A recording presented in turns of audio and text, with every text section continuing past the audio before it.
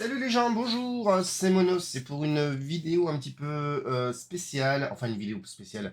C'est une petite vidéo pour présenter un petit peu l'avancement de Heroes Fantasy The King's Sword, une adaptation pour le moment sur le MSX.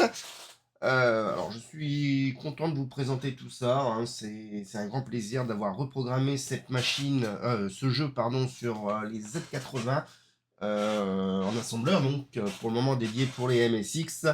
Et très certainement, tout de suite après, je convertirai ce jeu pour la ColecoVision, toujours en assembleur. Bon, ils partagent pratiquement à 99% le même code source, j'aurais juste beaucoup de choses à remettre, enfin tout ce qui est propre à la ColecoVision à remettre, à recoder, hein, donc le header, les gestions des manettes, la gestion du son, et puis c'est tout, parce qu'étant donné que ils partagent la même puce vidéo, ça doit, donc j'ai pas grand chose à faire à ce niveau-là. Les adresses out des registres, bien sûr, qui sont pas les mêmes. Mais sinon, ça devrait bien se passer. Donc, je suis assez content là-dessus. Il n'y a pas de musique. J'ai pas encore travaillé la musique. Et la bêta 3 est en train de tourner en privé sur le Discord MSX France de Amaury et sur MSX Village, en sachant que vous allez voir ce qui est ici. Tout n'est pas terminé, loin de là. Mais voilà, je suis bien content. Alors, ça tourne pour la capture du PC. Je n'ai pas fait de branchement. Enfin, j'ai pas fait de grand branchement. Normalement, je peux faire tourner ça sur un MSX et le capturer sur, comment dire, sur le PC. Là, je fais tourner ça sur Emulisius. Mais je suis très très content. Alors, pour la première fois dans l'histoire de Heroes Fantasy, on va dire, j'ai réussi à caser. Alors, je sais pas c'est quoi ce bruit qui arrive de temps en temps, mais c'est pas grave. Honnêtement, vous entendez un bip, ça fait un petit moment que j'entends ce bip, je ne sais pas d'où ça vient, mais c'est pas grave. Euh, c'est là les joies de l'enregistrement. Donc pour la première fois, j'ai réussi à intégrer un petit peu l'introduction du jeu qui se trouve sur papier, sur le manuel, mais là que j'ai décidé de mettre dans le jeu, qui bouffe pas mal quand même au niveau de la cartouche. Bon, c'est un petit jeu, tout rentre dedans. Si j'arrive à caser un peu une petite musique, enfin, une petite mélodie, on va dire, sur le title screen et sur l'intro en même temps, ça serait cool. C'est un petit peu mon défi là. Ça serait vraiment génial. Donc une petite introduction en noir et blanc. J'ai fait ce que je pouvais. Je suis pas graphiste, hein, j'en suis totalement désolé. Mais ça a l'air de faire son petit effet. C'est très cool. Sinon, le niveau du jeu en lui-même, bon, bah, on a la. Hop, alors, oui, là, il faut que j'attende la fin de l'introduction pour pouvoir déclencher le jeu. Ça, je vais essayer de voir. Voilà, donc je déclenche le jeu. Donc, à l'heure actuelle, dans cette fameuse bêta 3, on a les graphismes, je crois, de l'Atari ST. Enfin, ce que j'avais utilisé sur Atari ST, donc c'est pas ouf ouf. Je peux le concevoir. Je vais essayer peut-être dimanche de graffer, de reprendre un peu les graphismes. Il y a moyen. Vous pouvez entendre, j'ai gardé l'audio du bureau, mais c'est pas grave. Voilà, donc le jeu est très simple, hein. Si vous me suivez, vous avez ici des cœurs et vous avez ici des boucliers. À chaque fois que vous prenez contact avec un ennemi, ça va vous retirer des boucliers ou des cœurs en fonction de sa puissance. Si ça retire des boucliers, qu'il n'y a plus de boucliers, on attaque les cœurs. Et quand il n'y a plus de cœurs, ben, c'est le fameux game over. Voilà. Il y a 4 clés à récupérer et 4 objets à récupérer. Les 4 objets, donc les 8 objets sont obligatoires à récupérer, sinon vous ne battrez pas le monstre final. Voilà, donc ça c'est à peu près le principe du jeu, donc vous en avez l'habitude, hein, si vous me suivez. C'est un jeu qui est assez simple dans sa réalisation, qui est assez simple à coder. Hein. Voilà, c'est pas un grand jeu, ça vaut ce que ça vaut. Mais c'était un défi sur MSX quand même. Il y a certaines choses que je peux pas faire, comme par exemple, on se retrouve vachement dans une version VIC-20, étant donné que je n'ai pas assez de place à droite et à gauche pour pouvoir mettre les 8 cœurs, les objets tout simplement. Je n'ai pas assez de place pour faire, comment ça s'appelle? Euh, j'ai pas assez de place pour faire un HUD, j'ai pas enfin voilà, c'est parce que je suis accolé au-dessus et je suis accolé en dessous. Voilà, c'est très compliqué parce qu'on tourne en 256 x 192 pixels.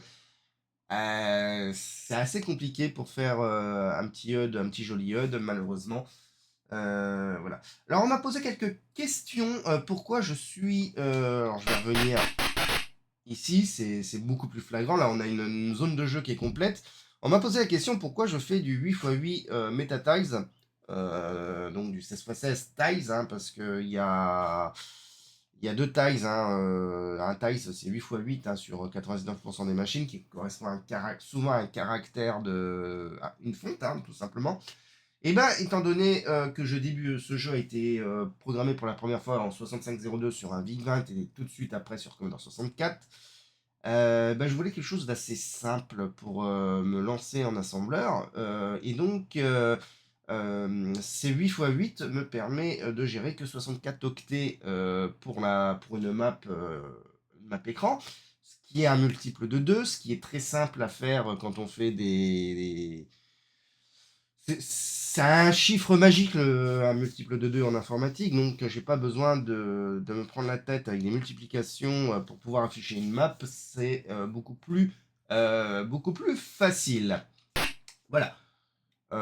Puis ça marche très bien, je trouve, et en sachant que sur VIC-20, la résolution est beaucoup plus petite en largeur, que c'est même moins de 256, donc il a fallu que je ruse et il y avait cette taille de map fonctionnait bien sur un Geek20. Voilà, d'où ça part. Alors le jeu a été programmé en full assembler Z80, qui est pour moi, c'est un... J'en avais un peu peur. Je me suis dit, bon, j'aime bien le 6502, j'aime bien le 6809 du MO5, qui est vraiment pour moi le meilleur assembleur. 8 bits, hein, bien sûr, et bien sûr le fameux Synchro 68000. Le Z80, quand on fait d'autres assembleurs, il peut être assez déroutant parce que c'est une autre philosophie de codage. Ça marche très bien. Franchement, ça marche très bien. Arrive un moment, on commence à comprendre un peu la philosophie. Alors, je fais pas du beau assembleur, hein, mais du beau code, hein, ça faut. Voilà, j'en suis très très conscient. Je mélange beaucoup, beaucoup de choses, mais c'est normal. Quand on programme 4 assembleurs, voire même 5, parce que j'ai touché un petit peu au 6803 du Alice 90, bah, des fois on mélange un petit peu les instructions et ah bah merde, on peut pas faire ça avec cet assembleur-là. Ah bah merde, ça c'est cool, on peut faire ça avec cet assembleur. Bon, voilà, il y a du pour et du contre dans chaque langage d'assembleur, donc finalement ça reste très très cool. Je suis un peu dérouté sur le Z80 parce qu'on joue très peu avec la mémoire. Voilà, il est moins gourmand en mémoire en fait, c'est ce que je peux remarquer en mémoire, en case mémoire, parce qu'on joue beaucoup avec les registres, chose que je ne fais pas assez d'ailleurs.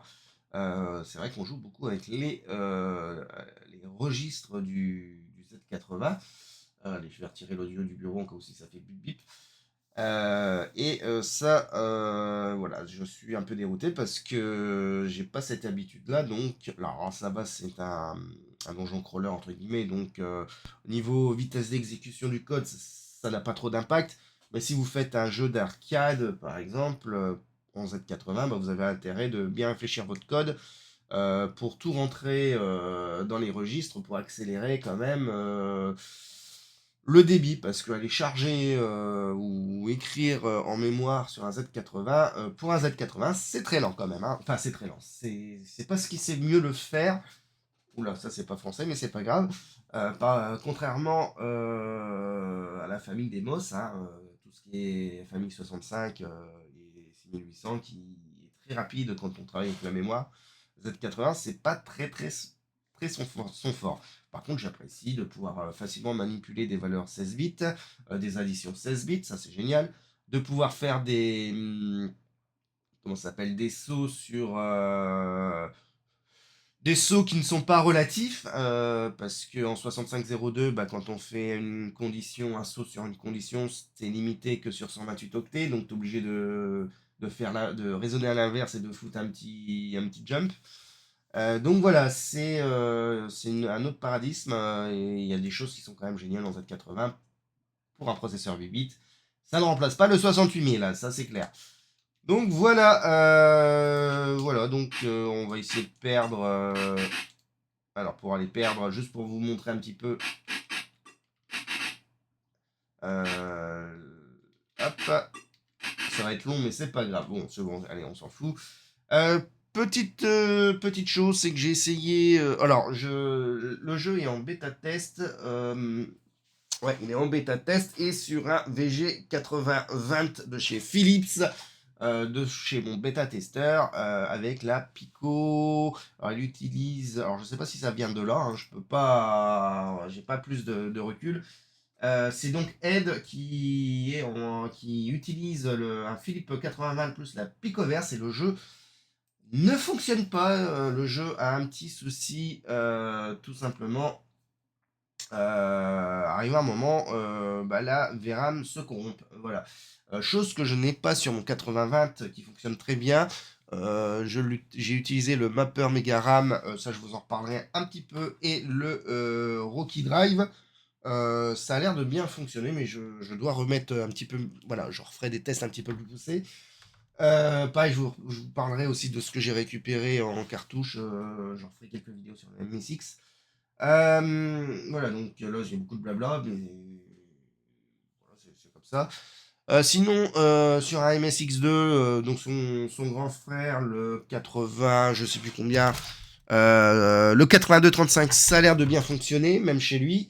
Et bien sûr, sur le Sony HB 500AF, dont je fais mes tests, ça fonctionne très bien. Euh, voilà, donc je vais arrêter pour cette vidéo donc de présentation. J'espère que ça vous a plu. J'espère que bon, le portage, c'est pas un grand jeu encore, mais que voilà, c'est cool à faire. C'est une belle passion qu'on a.